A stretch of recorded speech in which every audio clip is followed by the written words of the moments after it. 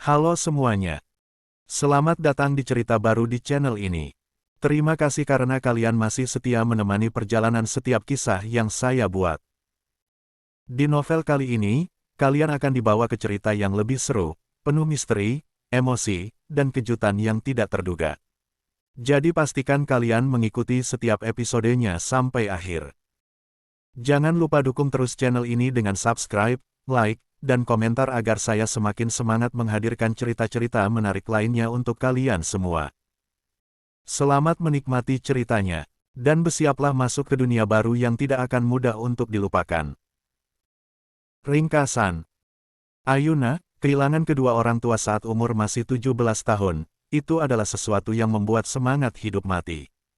Terlebih, harus menikah dengan lelaki yang sudah membuat kedua orang tuaku meninggal. Double sial. Pangeran, sekali lagi, gue bukan pembunuh. Semua terjadi karena gue ngantuk. A few moments later. Eps 1. Ayuna, seorang gadis desa berumur 17 tahun. Kulitnya tan, wajahnya oval, mempunyai dua lesung pipi. Sangat manis dan pintar. Anak tunggal dari pasangan Sarto dan Narti. Yuna tinggal di kampung dekat pantai Parangtritis. Sepulang sekolah, pasti membantu ibunya bekerja, yaitu berjualan aksesoris keliling pantai. Hari ini hari Sabtu, karena sekolah libur, Yuna membantu ibunya jualan dari pagi hingga sore. Tepat pukul 7 malam, kedua orang tua Yuna mengajaknya makan malam di luar. Cukup sederhana, hanya makan pecel lele di lesehan pinggir jalan. Tumben bapak ngajakin makan di luar, tanya Yuna. Kamu lupa ya, Nah? Ibu balik nanya. Yuna mengerutkan keningnya. Lupa apa Buk? Hari ini kan hari ulang tahunmu, sahut bapak. Yuna menutup mulutnya yang membulat. Matanya mengembun. Ia sama sekali tak ingat jika tepat di hari ini, umurnya genap 17 tahun. Bapak mencium kening Yuna dengan penuh kasih sayang. Selamat ulang tahun ya, sayang. Maafin bapak yang belum bisa membahagiakanmu. Yuna memeluk bapak. Keluarlah bulir bening yang ia tahan sedari tadi. Yuna bahagia, Pak. Yuna merasa sangat beruntung mempunyai bapak dan ibu. Mereka bertiga saling berpelukan erat. Pak, Bu, pesanannya. Mas penjual pecel lele datang membawakan 3 piring lele, lengkap dengan nasi dan minumannya. Ah, iya, Mas. Terima kasih, ucap ibu. Sekarang kita makan dulu ya. Mereka bertiga makan dengan binar bahagia. Memang bukan keluarga yang berkecukupan. Bahkan penghasilan bapak dan ibu Yuna hanya cukup untuk makan sehari-hari saja. Yuna bisa tetap meneruskan sekolah SMA karena mendapat beasiswa. Ia selalu mendapat peringkat 1 di sekolahnya. Sudah selesai, ayo kita pulang. Ajak bapak setelah membayar tagihan. Mereka bertiga pulang berjalan kaki, karena memang tidak mempunyai kendaraan pribadi. Yuna menuntun sepeda bututnya agar bisa tetap pulang bareng bapak dan ibu. Naiki sepedamu, Nah. Kamu nanti capek kalau ikutan jalan kaki. Tadi seharian sudah kerja, pinta bapak. Yuna kan pengen pulangnya bareng sama bapak dan ibu. Tolak Yuna. Udah naiki aja Nah. Kamu pulang duluan, lampu yang menerangi jalan dihidupkan. Pasti gelap banget rumah kita. Timpal ibu. Ya udah, Yuna pulang duluan. Akhirnya nurut. Yuna menaiki sepeda, mendahului kedua orang tuanya yang jalan bergandengan. Terukir senyum bahagia di bibir keduanya. Melihat putri sematawayang sudah tumbuh besar dan sangat cantik, tentu sangat bahagia. Apalagi Yuna sangat berprestasi dan disenangi semua guru di sekolahan. Tin, tin, tin. Brak. Yuna yang sudah bersepeda sekitar 300 meter itu menoleh. Menghentikan sepeda, membuangnya. Bapak, Ibu, teriaknya. Berlari sekuat tenaga ke arah bapak dan ibunya yang sudah tergeletak di jalan raya. Sebuah mobil sport warna hitam menabrak kedua orang tua Yuna. Darah memenuhi aspal hitam. Orang-orang berkerumunan menolong korban. Seketika, jalanan macet total. Melihat wajah kedua orang tua yang tak lagi terlihat karena tertutup darah, pandangan Yuna kabur. Dia ikut pingsan. Warga setempat menolong Yuna, membopongnya di teras salah satu rumah yang terletak di pinggir jalan. 15 menit, polisi datang mengamankan pengendara mobil. Tubuh bapak dan ibu Yuna dibawa ke rumah sakit terdekat. Ibu Yuna sudah meninggal di tempat kejadian, kepalanya terbentur pembatas jalan dan dadanya terkena batu. Bapaknya kritis dan perlu mendapatkan penanganan khusus. Yuna menangis tanpa henti di depan ruang ICU. Untung ada jaminan kesehatan dari negara, jika tidak, dia tak tahu lagi harus membayar biaya dengan apa. Polisi datang meminta keterangan, tak lama, para tetangga juga datang untuk menguatkan Yuna. Seorang lelaki pengendara mobil sport itu diamankan di kantor polisi. Ada 3 orang lagi, yang juga ikut diamankan. Mereka yang berada di dalam mobil itu. Pangeran Eldesion RK, lelaki berumur 18 tahun si pengendara sekaligus pemilik kendaraan. Bocah kelas 11 SMA dengan posisi mengantuk saat mengendarainya. Tampan, mako, keren dan berpenampilan menarik. Rambutnya agak panjang dan diwarnai coklat di bagian ujung. Tingginya 180 cm dengan postur tubuh yang atletis. Seorang pemain basket terkemuka seantero SMA Sri Kandi Jakarta. Datang untuk berlibur ke Jogja dengan tujuan Pantai Parangtritis. Nggak ngangka, belum juga masuk TPR udah nabrak orang. Itu pun korban meninggal dan yang satu kritis. Minggu pagi, kedua orang tua pangeran sudah tiba di Jogja. Mama dan papa pangeran mengunjungi rumah sakit terlebih dahulu. Merasa sangat iba saat melihat gadis mungil yang duduk sendirian di kursi besi depan ruang ICU. Berbicara sebentar untuk meminta izin menjenguk pasien di dalam. Setelah mendapatkan izin, kedua orang tua pangeran dipersilahkan masuk dengan seragam dari rumah sakit. Wajah pucat seperti tanpa aliran darah itu terbaring lemah. Banyak alat yang tertancap di tubuh Pak Sarto. Dina, mama pangeran menitikkan air mata melihat keadaan orang tua ini. Seno, papa pangeran mengelus lengan istrinya, memberi kekuatan lewat tangan. Pak, kasihan nasib anaknya. Semua karena ulah anak kita. Dina nangis. Papa akan menanggung hidup gadis itu, Ma. Tangan Pak Sarto bergerak pelan, lalu matanya terbuka perlahan. Mengedarkan pandangan ke segala arah. Mungkin mencari keberadaan sang istri, atau anaknya.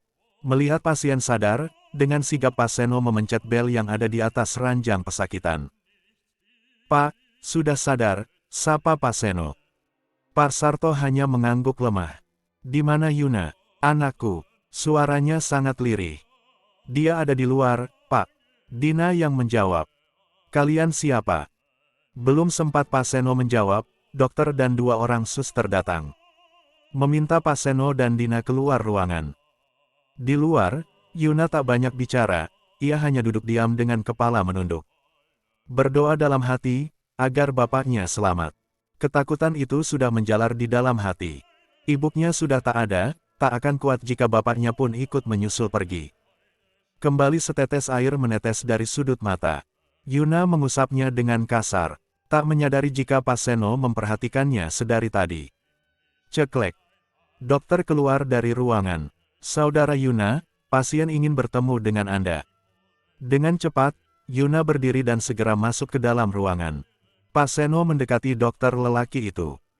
Bagaimana perkembangan pasien, Dok? Dokter menghembuskan nafas, resah. Tidak bisa terlalu banyak berharap, Pak. Bisa jadi besok atau besoknya. Jelas, dokter. Dina menutup mulut yang membulat. Menangis, tak kuasa mendengar kenyataan itu. Kalian coba masuk saja. Mungkin masih ada kesempatan untuk meminta maaf. Lanjut Pak Dokter, lalu pergi meninggalkan ruangan. Akhirnya, Seno dan Dina masuk menemui Pak Sarto. Terlihat Yuna yang menangis sesenggukan di samping bapaknya. Pak, maafkan anak kami yang sudah membuat bapak dan istri mengalami kecelakaan. Ungkapan maaf dari Pak Seno. Pak Sarto masih bisa tersenyum lebar. Tak apa-apa, saya sudah memaafkan. Mungkin memang jalan hidup saya harus begini. Dina hanya diam, tapi matanya sudah basah. Sungguh baik keluarga ini, batinnya. Saya akan membiayai semuanya, Pak. Termasuk kehidupan anak Bapak. Lanjut Pak Seno. Saya punya satu permintaan sebelum saya benar-benar pergi, Pak. Pinta Pak Sarto. Apa itu Pak? Pasti akan saya kabulkan. Apapun itu. Saya ingin menikahkan Yuna sebelum saya pergi. Itu adalah keinginan terbesar dalam hidup saya. Sebagai seorang bapak, saya merasa sangat lega jika saya sendiri yang mengucap ijab qabul untuk anak saya. Suara Pak Sarto tersendak, sangat lirih. Yuna menangis sesenggukan. Pak, aku mau nikah sama siapa? Aku masih sekolah.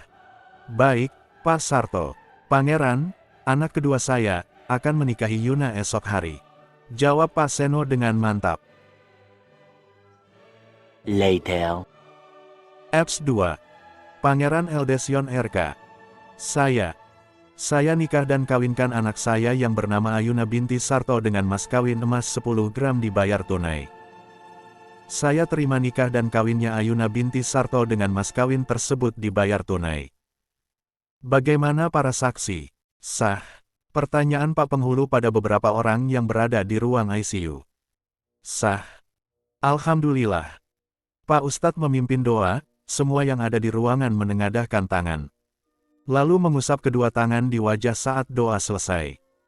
Dengan takzim Yuna mencium punggung tangan pangeran. Tanpa membalas apapun, pangeran cuma melengos. Melakukan semua dengan terpaksa, daripada harus mendekam di penjara, lebih baik menuruti permintaan papanya. Nak pangeran, panggilan dari Pak Sarto yang terdengar sangat lirih. Pangeran menoleh, mendekati Pak Sarto tanpa berniat menjawab panggilan itu. Bapak tahu kamu anak yang baik dan sangat berbakti. Bapak percayakan Yuna, anak Bapak satu-satunya padamu. Tolong jaga dia, sayangi dia seperti Bapak dan Ibu menyayanginya. Jangan membuatnya menangis, nak. Karena dia adalah harta kami yang sangat berharga. Jika kamu tak menyukainya, maka lepaskan dia dengan baik-baik, ingatkan jika dia melakukan kesalahan. Jangan mengasarinya, Bapak percaya sama kamu. Tak hentinya air mata membasahi pipi Yuna. Menggenggam tangan Bapak dengan sangat erat. Umur Bapak nggak lama nak, jadi tolong, jaga Yuna. Jaga dia. Kata-katanya sudah kabur, tak lagi terdengar. Yuna berhambur memeluk bapaknya. Isak tangisnya tumpah seketika. Yuna mohon Pak, bertahanlah. Jangan pergi Pak, Yuna nggak punya siapa-siapa. Siapa yang akan memuji Yuna saat Yuna mendapat piala Pak? Siapa yang akan nyiapin seragam sekolah Yuna? Yuna nggak mau sendirian Pak. Yuna nggak bisa, fix, jangan pergi. Yuna mohon, bertahanlah sampai Yuna bisa bahagiain Bapak. Tangisan pilu Yuna mampu menggoyahkan ego dan hati yang membatu. Pangeran meraih tangan Pak Sarto. Lelaki yang sudah sah menjadi bapak mertuanya. Saya berjanji dengan segenap jiwa dan raga. Saya akan menjaga dan menyayangi Ayuna seperti Bapak menyayanginya. Saya janji Pak. Setetes air membasahi pipi putih pangeran. Pak Seno ikut menangis mendengar anaknya bicara sungguh-sungguh untuk pertama kalinya. Bu Dina sudah terisak sedari tadi. Pak Duku, Pak RT, tetangga terdekat dan Pak Ustadz juga ikut larut dalam kesedihan. Alhamdulillah, ucapan yang hampir tak terdengar dari mulut Pak Sarto. Saya bisa pergi dengan tenang. Mengelus kepala Yuna yang masih nempel di dadanya. Jadilah istri yang baik nak. Layani suamimu dengan sepenuh hati. Seperti ibu melayani bapak. Yuna mengangguk dalam pelukannya.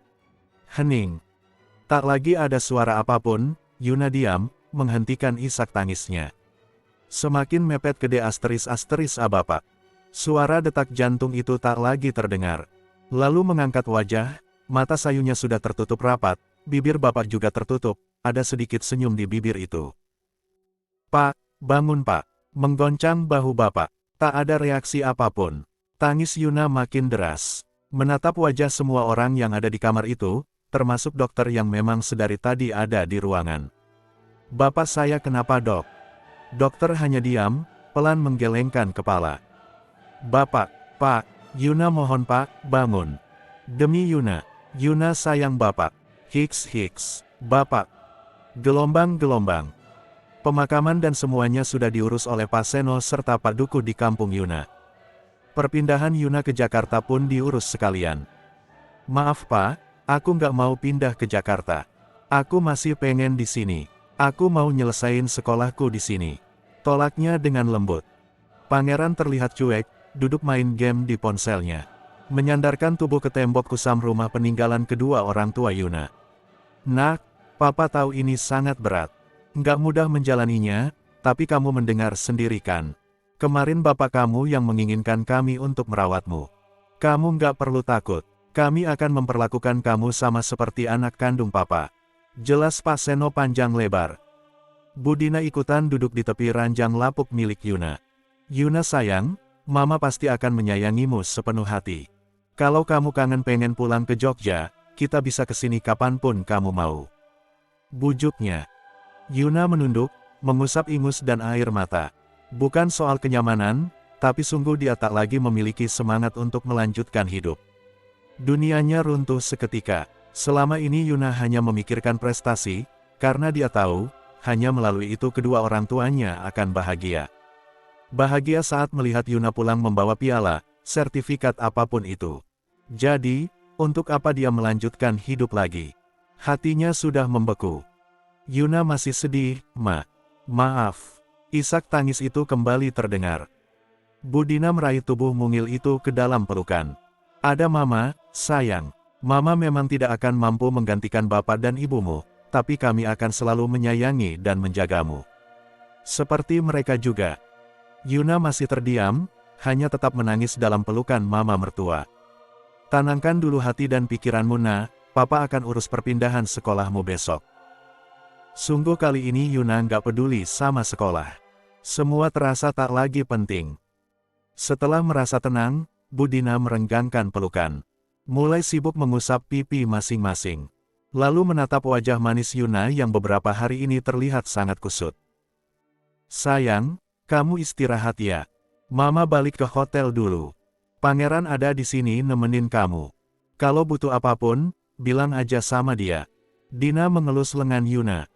Iya Ma, jawabnya lemah. Nanti jam 5, Mama sama Papa kesini. Kita makan bareng di luar, agar kamu juga nggak terlalu bersedih. Lanjut Dina. Iya, Ma, jawaban yang sama. Yuna membaringkan tubuh di ranjang tua yang hanya berlapis kasur lantai tipis. Memejamkan mata yang terasa perih karena lelah menangis. Dina membiarkan Yuna tidur, keluar dari kamar menghampiri putranya. Ran, temani istrimu di sini. Kalau dia butuh sesuatu, carikan. Atau hubungi Papa. Iya, Ma, jawaban yang sama lagi. Bahkan Pangeran menjawab tanpa menoleh ke mamanya. Tetap fokus memainkan permainan di ponsel. Ya udah, Mama mau balik ke hotel nyusul Papa. Kamu jangan tinggalin Yuna ya. Iya Mama cantik. Udah sana pergi. Gangguin aja deh. Mama berjalan keluar rumah, meninggalkan rumah tua itu. Seperginya Mama, Pangeran tetap diam di tempat. Fokus main sama ponsel. Sekitar 1 jam, dia penasaran sama Yuna yang ada di kamar. Mematikan ponselnya, berjalan pelan menyibak gorden yang menjadi penutup kamar Yuna. Terlihat guratan kesedihan dan lelah di wajah Yuna yang terlelap. Pangeran berdiri menyandarkan tubuhnya di bibir pintu. Menatap wajah manis itu sambil menyilakan kedua tangan di depan D***A. Ya Allah, besar banget dosa gue. Membunuh 2 orang sekaligus. Gila kalau sampai gue nyakiti anaknya, apalagi gue udah janji bakalan jagain dia. Lalu, bagaimana sama Intan? Pusing gue, mengacak rambut dengan sangat frustasi. Kembali lagi ke ruang tengah, duduk di kursi lapuk itu. Menatap foto Intan di ponselnya. Intan, kakak kelas yang dia pacari selama 6 bulan ini. Bahkan mereka menjadi best couple di tahun ini. Gimana nasibnya kalau semua murid tahu dia telah menikahi gadis kampung? Nggak lebih cantik dari Intan, bahkan si Intan lebih dari segala-galanya. The next day. Apps 3. Pukul 4 PM. Yuna mengerjapkan mata pelan, terasa sangat perih saat terbuka. Kembali merem dan memijat kepala, terasa sedikit berdenyut. Ya Tuhan, kuatkah aku menjalani kehidupan ini? Bisakah aku tetap hidup tanpa bapak dan ibu? Batinnya dalam hati. Kembali setetes air menetes dari ujung mata. Rasa perih di hati masih saja terasa. Menekan D***A berkali-kali, berharap kepedihan itu segera memudar. Beranjak dari atas ranjang, merapikan rambut yang berantakan. Lalu berjalan, membuka gorden. Pemandangan pertama di depan mata adalah melihat lelaki tampan yang tidur ngerungkel di atas kursi lapuk samping pintu. Lelaki tampan bernama Pangeran, hidung mancung, kulit putih bersih, rambutnya sedikit panjang dan terlihat sangat mako dengan warna rambut sedikit coklat itu. Bibir bawah sedikit tebal, berwarna merah muda sedikit hitam, mungkin itulah efek rokok. Yuna menyungging, perasaan benci yang membuncah dalam A membuat Pangeran terlihat lebih mirip malaikat Israel. Pangeran yang datang dari dunia kegelapan yang berperan sebagai malaikat pencabut nyawa. Yuna berlalu ke belakang, membersihkan diri sejenak di kamar mandi sempit dan sudah berlumut, tapi airnya tetap bersih dan jernih. Usai mandi, Yuna merebus air di atas kompor yang hanya satu tunggu itu. Mengambil sebungkus mie instan kuah peninggalan ibu. Cukup 5 menit, semangkuk mie instan itu telah tersaji di atas meja. Aroma sedap dari kuah mie itu menggelitik hidung Pangeran. Merasa terusik, ia mengerjap pelan, mendengar suara gemercik air dari belakang. Pelan Pangeran melangkah, memeriksa suasana belakang rumah Yuna. Berdiri terpaku tepat di tengah pembatas ruang tamu dan dapur. Yuna tengah menangis dengan tangan yang sibuk mengaduk mie dalam mangkuk. Lalu mengusap kasar kedua pipinya. "Buk, biasanya satu mangkuk mie ini kita makan buat bertiga, dikasih telur satu sama daun bayam. Aku selalu minta paling banyak. Telurnya juga minta yang paling utuh." Terdengar guguannya, mengusap ingus yang keluar. "Ini banyak banget Buk, tapi rasanya nggak enak. Lebih enak bikinan ibu, makannya juga lebih enak buat bertiga." Hiks, hiks, hiks, menjatuhkan sendok yang sedari tadi ia mainkan di dalam mangkuk. Lalu menutup wajah dengan kedua tangan. Menangis tergugu tanpa sadar jika suaminya sedang berdiri menyimak. Mendengar ocehan Yuna dan tangisan itu, hati Pangeran kembali luluh. Sifat dingin, keras kepala bahkan tak pernah mempedulikan orang lain mendadak hilang. Menghembuskan nafasnya kasar, berjalan mendekati Yuna, lalu ikutan duduk di samping Yuna. Ngambil sendok di depannya. "Sekarang makannya sama gue ya," ucapnya lembut.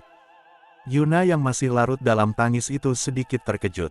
Bahkan menjingkat saking kagetnya. Mengusap mata yang mengabur karena penuh oleh air mata. Ia menatap Pangeran yang sudah duduk di sampingnya, mulutnya manyun karena sibuk meniup mie di atas sendok. Lalu memasukkan ke dalam mulut. Menatap Yuna yang hanya diam memperhatikannya makan. "Ayo makan, mumpung masih anget. Entar nggak enak kalau udah dingin." Tanpa menjawab, Yuna segera berdiri, berlalu meninggalkan lelaki jelmaan malaikat Israel itu. Pangeran menatap kepergian Yuna dengan rasa bersalahnya. Ia tahu Yuna saat ini sangat membencinya, tapi mau gimana lagi, bahkan ia sudah terikat janji dengan orang mati. Yuna duduk termenung di teras depan. Matanya memang awas melihat jalan di depan rumah, tapi pikirannya masih pada kenangan masa lalu saat bersama kedua orang tua. Kembali matanya mengembun, lalu menunduk. Menangis lagi. Entahlah, dia beneran gak bisa berhenti nangis. Ternyata Pangeran menyusulnya, berdiri di bibir pintu. Memperhatikan Yuna yang masih saja menangis. Bingung mau ngapain, biasanya kalau Intan lagi sedih, dikasih pelukan bakalan lebih tenang, atau diajakin nge-mall gitu moodnya jadi balik bagus lagi. Nah, kalau yang ini, nggak mungkin juga kan dia akan memeluk Yuna. Makan bareng aja nggak mau, apalagi peluk. "Hei," panggilnya lemah. Kembali Yuna menjingkat kaget, lalu menatap suaminya. Lo mau main game? Gue abis download permainan baru lo. Atau lo mau permainan yang lain, kita bisa download lagi." Mengeluarkan iPhone bertipe yang harganya nggak bisa Yuna bayangin. Melengos tak lagi menatap Pangeran. "Aku nggak butuh itu," balasnya ketus. Pangeran kembali memasukkan ponsel ke dalam saku celana. Mengacak rambutnya, bingung menghadapi wanita di depannya ini. Cukup lama mereka berdua hanya saling diam. "Maafin gue nggak sengaja lakuin itu." "Maaf," ungkapnya penuh penyesalan. Yuna tetap diam tak menanggapi. "Gue bakalan jagain elo kayak bokap lo jagain elo. Gue janji, bakalan sayangi elo kayak ibu lo sayangi elo." Yuna mengeratkan giginya. Mendengar ungkapan tanggung jawab Pangeran, hatinya malah terasa sangat sakit. Mendongak, menatap Pangeran yang masih berdiri di belakangnya. "Aku nggak butuh apapun dari kamu. Aku cuma butuh kedua orang tuaku kembali.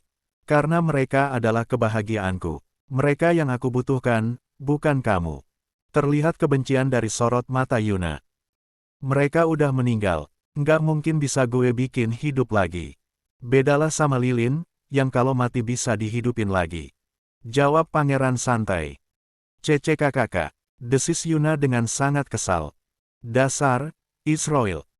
Apa? Bukannya tak dengar, tapi dia tahu Yuna sedang mengatainya. Lo lagi puji gue.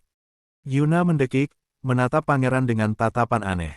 Bukannya marah, tapi malah nyengir kesenengan. Beneran orang sinting. Selain pangeran yang datang dari dunia gelap, dia juga gila. Yuna mengalihkan pandangan, mencebik dengan sangat malas. Wong Edian, umpatnya dengan kesal. Apalagi itu. Tetap aja pangeran nyengenges, terlihat makin tampan dan menggemaskan. Gendeng, pekok, sinting, nggak genep. Suara Yuna makin meninggi, mengungkapkan semua kekesalannya. Harusnya kamu yang mati, bukan bapak dan ibuku. Apa gunanya kamu buat aku? Jelas-jelas aku nggak butuhin kamu. Kenapa Tuhan malah hadirin manusia jahat kayak kamu? Aku benci sama kamu. Kamu pembunuh. Sesaat terasa sangat plong di dadanya, karena berhasil mengungkapkan unek-unek yang membuncah. Pangeran paham itu, sengaja membiarkan Yuna seperti itu. Tetap diam menatap gadis itu ngoceh menjelekkannya. Bahkan tahu jika Yuna sama sekali tak menyukai kehadirannya di rumah ini. Hiks. Usai memaki, kembali bulir-bulir bening itu membasahi pipi. Yuna tergugu dengan kedua tangan yang menutupi wajahnya. Pangeran menyodorkan segelas air putih. Nih, minum dulu. Lo beberapa hari ini nangis mulu. Harus diimbangi, banyakin minum. Kalau dikumpulin, udah pasti air mata lo satu tangki tuh, bisa dihidrasikan. Kalau besok air matanya kering gimana? Tanpa menoleh, Yuna meraih gelas itu. Meminumnya hingga tandas. Bahkan dari pagi dia nggak sempat untuk sekedar minum. Apalagi makan, waktunya hanya buat mikirin semua kenangan yang udah berlalu. Memang akan lebih baik jika dia pindah dari Jogja. Kembali menyerahkan gelas kosong ke pangeran. Wah, PPCCKK ternyata beneran kehausan ya. Geleng-geleng kepala sambil menatap gelas kosong. Membawanya masuk ke dalam. Kembali keluar dengan menenteng Hodi. Jalan-jalan ke pinggir pantai, yuk, ajaknya. Yuna diam tak bergeming. Ogah. Jawabnya lirih. Ya udah deh gue jalan sendiri aja. Duduk di lantai, memakai sepatunya. Moga aja ntar nggak nyasar, nggak ketemu pencopet, nggak ketemu penculik dan hafal jalan balik ke sini. Ngomong sendiri. Lalu berjalan keluar rumah sambil bersenandung lirih, sesekali melirik ke arah Yuna. Sangat berharap gadis itu menyusul langkahnya. Yuna menatap punggung lelaki tampan jelmaan Israel itu dengan cukup khawatir. Gimana kalau dia beneran nyasar? Gimana kalau para pencopet dan orang-orang jahat deketin dia? Dari tampilannya, udah kelihatan jelas jika dia bocah kota yang banyak uang. Bisa disandera dan diculik kaya, di film-film itu. Yuna segera beranjak, mengunci pintu dan berlari mengejar pangeran. Tomorrow. Apps 4. Dengan mulut manyun dan wajah yang sama sekali nggak bersahabat, Yuna berjalan di samping pria tampan ini. Berjalan sambil menyilakan kedua tangan di depan dadanya. Sedangkan pangeran terlihat sangat tampan, bahkan sangat menyita perhatian setiap orang yang berpapasan dengannya. Yuna merasa sangat risih, karena setiap orang akan tersenyum genit dan berbisik ngomongin kegantengan pangeran. Dengan kesal dia menutup kepala pangeran pakai hodinya. Mending sembunyiin deh, wajah kamu itu. Pangeran tersenyum miring, membiarkan hodi itu menutupi kepalanya. Kenapa?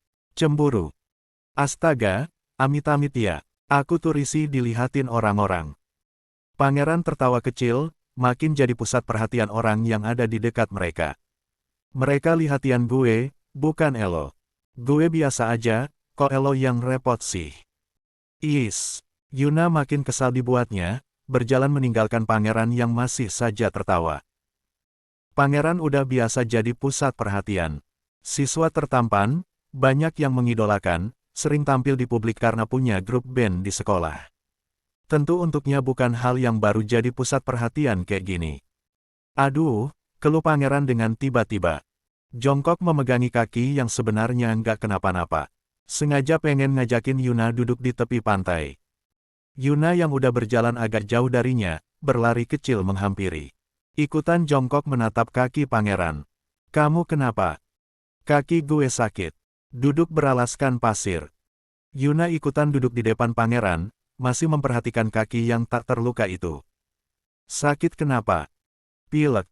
Jawabnya ngasal. Yuna menatap wajah tampan itu dengan kesal. Beberapa kali mencebik, ikutan duduk di samping pangeran. Mereka berdua mirip sepasang kekasih yang lagi marahan. Duduk saling berjauhan, saling diam hanya sama-sama menatap ke depan. Ke arah laut yang bermain dengan ombaknya. Terlihat sangat indah, apalagi buat pangeran yang baru pertama kali memijakkan kaki di pantai Parangtritis. Melihat hamparan laut luas, sesaat hati dan pikiran terasa begitu damai. Besok pagi ikutan ke Jakarta, ya, ajaknya dengan lembut. Yuna tetap diam, dia masih ingin mengenang kedua orang tuanya di sini, di pantai Parangtritis yang menjadi tumpuan bapak dan ibunya mencari nafkah. Aku mau di sini, aku nggak mau pergi. Kenapa? Elo bisa lanjutin sekolah di sana. Kita akan satu sekolahan. Sekolahannya lebih bagus daripada sekolahan di sini, cowoknya juga ganteng-ganteng loh. Pangeran nyengir, terus menatap Yuna yang tetap diam nggak menanggapi. Ikut ya, bujuknya lagi. Entah, rasa bersalah membuatnya menjadi pribadi yang berbeda. Merasa jika semua kehidupan Yuna adalah tanggung jawab dia sepenuhnya. Yuna menunduk, lalu menatap wajah tampan di sampingnya. Keknya aku nggak mau lanjutin sekolah. Pangeran mengerutkan kening. Why? Yuna menghembuskan nafas panjang. Nggak guna. Cewek peringkat 1 seantero sekolah bilang sekolah itu nggak guna. Pangeran mencebik. Pikirin lagi semua. Gue tahu lo sedih, tapi nyokap bokap lo akan lebih sedih kalau lihat lo nggak ada semangat kayak gini. Apa sih? Sok nasehatin. Aela, kembali mencebik dan memilih diam. Lama, mereka kembali saling diam. Hingga ponsel pangeran berdering, sebuah panggilan telepon masuk. Pangeran merogoh saku celananya, tertera nama papa di layar utama. Halo, sapanya. Kita di pinggir pantai, jeda sebentar. Dengerin si papa ngomong. Ya, kita balik. Lalu kembali masukin ponsel ke saku celana. Pangeran menatap gadis di sampingnya, kebetulan Yuna juga sedang menatapnya. Balik kuy, papa mama nungguin di rumah lo. Tanpa menjawab, Yuna berdiri dan berlalu meninggalkan pangeran. Membiarkan lelaki jelmaan Israel itu ngintil di belakangnya. Buk! Tangan pangeran terulur menepuk bokong Yuna yang ketempelan pasir. Yang punya bokong menoleh dengan tatapan tajamnya, dia marah. Kamu ngapain? Mesum banget sih. Marah Yuna. Pangeran memasukkan kedua tangan ke saku hodilnya. Nyelonong melewati Yuna yang terlihat sangat marah. Bokong tepos, jauh dari kata bahenol, ujarnya sambil terus jalan. Mata Yuna tambah melotot. Sumpah, dia beneran marah. Mengepalkan kedua tangan dan berjalan mengekor di belakangnya. Kembali terdengar suara lirih dari mulut pangeran. Dia bersenandung selama perjalanan. Buk! Seorang pria bersenggolan bahu dengan pangeran, hampir saja dia oleng karena ditabrak bahunya dengan kasar. Woi, matanya dipakai woi. Kambing! Bentak pangeran dengan menunjuk muka lelaki itu. Lelaki berambut hitam, tinggi tubuhnya hampir sama dengan pangeran itu hanya mencebik. Sama sekali nggak peduli dengan bentakan pangeran. Matanya tertuju pada Yuna yang berdiri terpaku di belakang pangeran. Nah, panggilnya. Lalu mendekati gadis manis itu.